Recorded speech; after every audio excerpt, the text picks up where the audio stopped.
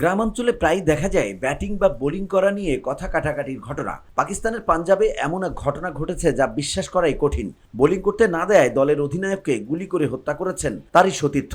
গণমাধ্যম সূত্রে জানা যায়, সপ্তাহখানেক আগে এক প্রীতি ম্যাচে বোলিং করতে না পেরে দলের অধিনায়ক ফখর ইকবালের সঙ্গে তর্কাতর্কিতে জড়ান এক বোলার। এরই এক পর্যায়ে ক্ষিপ্ত হয়ে ইকবালকে গুলি করেন সেই খেলোয়াড়। ঘটনাস্থলেই মারা যান অধিনায়ক। শুধু ইকবালকেই গুলি করেননি, বোলিং করতে না পারা সেই খেলোয়াড় করেছেন অধিনায়কের ভাই ও তার চাচাকেও। গুরুতর আহত অবস্থায় ইকবালের ভাই ও চাচাকে হাসপাতালে ভর্তি করা হয়। সেখানে এক সপ্তাহ মৃত্যুর সঙ্গে লড়াই করে সোমবার ইকবালের ভাইও মারা যান। বর্তমানে তাদের চাচা হাসপাতালে চিকিৎসাধীন রয়েছেন।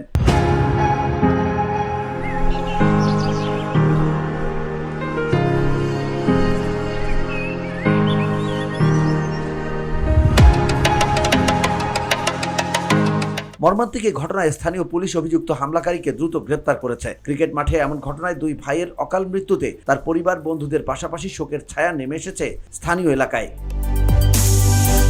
VOD Bangla news desk.